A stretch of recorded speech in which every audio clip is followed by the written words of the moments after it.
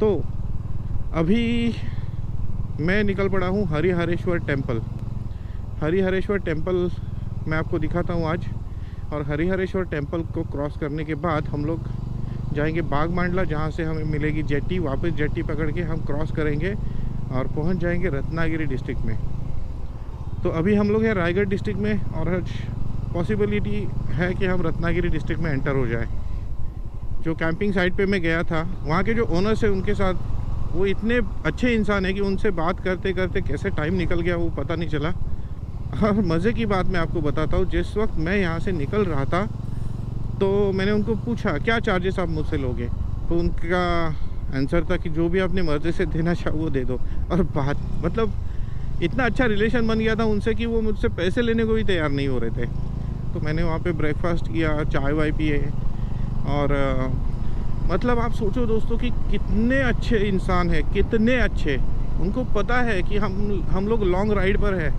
अगर यही मैं किसी भी लोकल होटल में जाता था रहने को, तो वो मिनिमम 1000 रुपीज़ तो मुझे कैसे भी चार्ज कर देता। अब आगे का प्रॉब्लम ये है, कुछ प्लान नहीं है कि मैं कहाँ तक पहुँचूँगा आज और कहाँ पे रहूँगा। सबसे बड़ी बात, कहाँ पे रहूँगा ये कुछ भी प्लान नहीं है। तो ऐसा ना हो कि एट दी एंड मैं बहुत ज़्यादा अमाउंट पे कर बैठूँ अपने एकोमोडेशन के लिए। तो ये एक बड़ी चीज़ है जो इस तरह से जो अगर आप ट्रैवल करते हो तो सीखने को मिलती है आपको। तो मैं आपसे रिकमेंड करूँगा, तो एक्सप्लोर करना वगैरह तो सब कुछ ठीक है, आपको दिखा रहा हूँ। एक आपको रूट मिल जाएगा किस तरह से जाना है, क्या क्या फैसिलिटीज़ वहाँ पे आपको अवेलेबल हो रही है। मतलब फिर आप अकॉर्डिंगली आपका ट्रिप प्लान करो। आप प्लान करो कि आपको कहाँ पे रुकना है।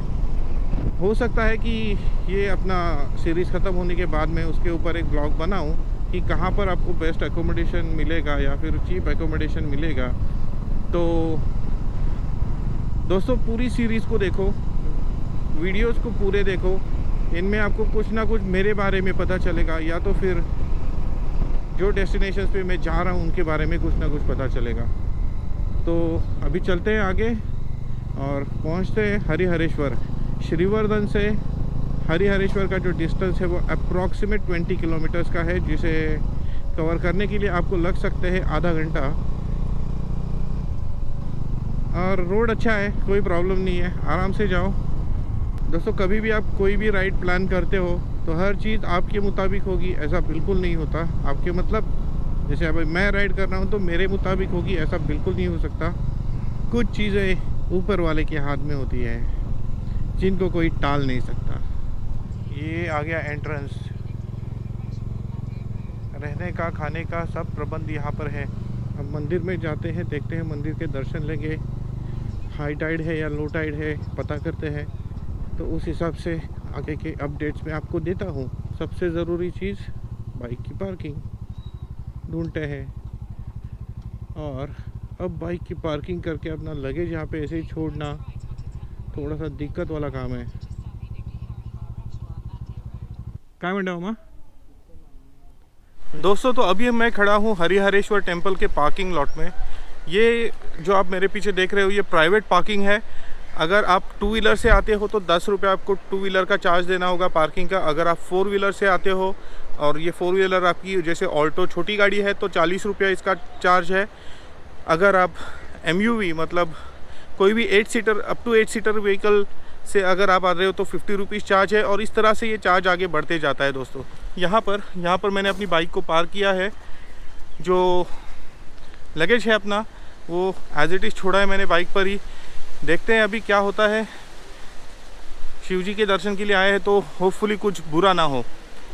अब वैसे तो मैंने रिक्वेस्ट की है इनसे कि थोड़ा ध्यान रखो करके, लेकिन उनका कहना है कि यहाँ पे अगर हो सके तो बंदर ने अगर कुछ आपके लगेज को डैमेज किया तो बंदर ही कर सकते हैं, कोई इंसान नहीं करेगा। तो अभी भरोसा रखते हैं कि कुछ नहीं होगा, सब कुछ अच्छा होगा और चलते हैं मंदिर की ओर। दोस्तों तो अभी मैं हूँ हरिहरेश्वर मंदिर के कैंपस में। अभी यहाँ पर पहले हम जाते हैं, शिव जी के दर्शन करते हैं और उसके बाद कोई एक अच्छी लोकेशन देख के फिर मैं आपको सारी डिटेल्स देता हूँ हरिहरेश्वर के। तो आप ये सारे शॉप्स देख सकते हो। तो अगर आपको कुछ भी परचेस करना है यहाँ से आप परचेस करो। लोकल्स हैं यहाँ के, तो इनकी ये शॉप्स है। अगर आप यहाँ से परचेस करते हैं तो उनको उनके बिज़नेस को थोड़ा ग्रोथ मिलेगी। तो डू सपोर्ट लोकल्स।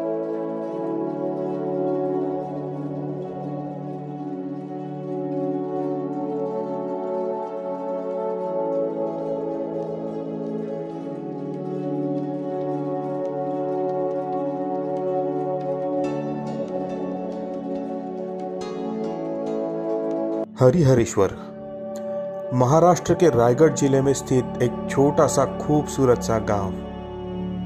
यहीं पर सावित्री रिवर का संगम होता है अरेबियन सी के साथ। इसी समुंदर के तट पर बसा हुआ है हरिहरेश्वर टेम्पल, जो शिवजी का डेडिकेटेड टेम्पल है। हरिहरेश्वर को दक्षिण काशी के नाम से भी जाना जाता है और इसे देवों का घर भी कहते हैं। यह मंदिर 4 पहाड़ियों ब्रह्माद्री, पुष्पाद्री, हर्षिनाचल और हरिहर से घिरा हुआ हरिहरेश्वर कोंकण क्षेत्र में आता है। इस मंदिर के परिसर में आपको 2 मंदिर मिलेंगे, एक है काल भैरव का और दूसरा है हरिहरेश्वर, जहां पर एक प्राचीन शिवलिंग है। माना जाता है कि हरिहरेश्वर के शिवलिंग के दर्शन करने से पहले आपको काल भैरव मंदिर के दर्शन लेने होंगे और उसके बाद आपको हरिहरेश्वर मंदिर के दर्शन करने हैं। काल भैरव की मूर्ति के ऊपर चंदन का ठंडा लेप लगाया जाता है, क्योंकि काल भैरव का अवतार रुद्र अवतार माना जाता है।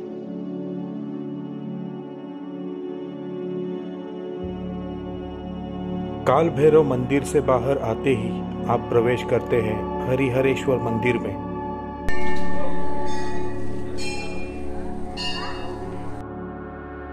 जहां पर प्राचीन शिवलिंग है।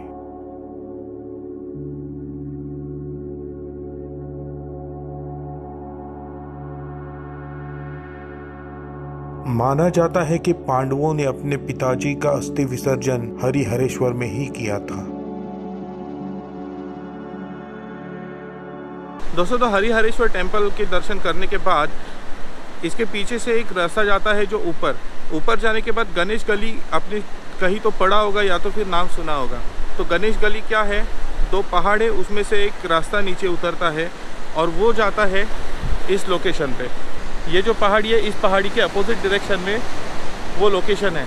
तो वहाँ से आप पूरी तरह से घूमकर ये जो पथरीला रास्ता है इसके ऊपर से आप यहाँ तक आते हो और यहाँ से आगे बढ़ के आप वापस मंदिर तक पहुंच जाते हो। तो ये जो है प्रदक्षिणा मार्ग है। यहाँ के जो एक टाइम के शासक थे चंद्रराव जी मौर्य, उन्होंने इस प्रदक्षिणा का निर्माण किया था। आपसे गुजारिश होगी दोस्तों कि जैसे आपने देखा ये रॉकी बीच है, तो हाई टाइड के वक्त आप यहाँ पर ये प्रदक्षिणा नहीं कर सकते और इसकी आप कोशिश भी मत कीजिएगा दोस्तों। हाई टाइड अगर होगी तो प्रदक्षिणा आप नहीं कर पाएंगे, तो बस शिवजी के दर्शन करके आपको वापस आना है।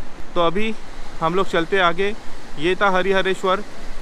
आज हमने दिन भर में देखा, कल रात मैंने कहाँ पे रुका था, आपको वो कैंप की डिटेल्स मैंने आज दी। कैंप की डिटेल्स लेने के बाद हमने देखी हमारी स्कूल, उसके बाद हम लोग गए पेशवे मंदिर। पेशवे मंदिर की बाद हमने वो जगह देखी जहाँ पर मेरा बचपन गुजरा, जहाँ पर हम लोग लगभग 14 साल रहे। और उसके बाद हम लोग आए हरिहरेश्वर और हमने हरिहरेश्वर टेम्पल को देखा। तो आज के लिए दोस्तों यहीं पर ये इस ब्लॉग को ख़त्म करते हैं। तो अगर आपको ये ब्लॉग पसंद आ गया है तो please do hit the like button. अगर आप चैनल पे नए हो तो ज़रूर सब्सक्राइब कीजिए दोस्तों। और अगर आपके कुछ विचार हैं या कुछ इन्फॉर्मेशन, एडिशनल इन्फॉर्मेशन आप देना चाहते हैं तो कमेंट सेक्शन में आपका स्वागत है। कमेंट सेक्शन में आप कमेंट कीजिए ताकि हमारे जो व्यूअर्स हैं उनके पास भी ये सारी डिटेल्स पहुंच जाए। तो अभी ये वीडियो यहीं पर ख़त्म होता है, लेकिन मेरा अगला जर्नी शुरू हो जाएगा यहाँ से बागबांडला, और बागबांडला से हम लोग जेटी लेंगे और हम लोग एंटर हो जाएंगे रत्नागिरी डिस्ट्रिक्ट में। तो फाइनली आज हम लोग रायगढ़ डिस्ट्रिक्ट क्रॉस करके रत्नागिरी डिस्ट्रिक्ट में एंटर कर जाएंगे। तो अभी चलते हैं, मिलते हैं अगले वीडियो में। तो अभी अपनी बाइक यहाँ पर पार्क्ड है और good to see everything is in place. तो कोई दिक्कत नहीं है। जैसे अभी मैंने यहाँ पे लगेज छोड़ के गया था, it is in same condition, इसे किसी ने हाथ भी नहीं लगाया। तो बिग थम्स अप गाइस।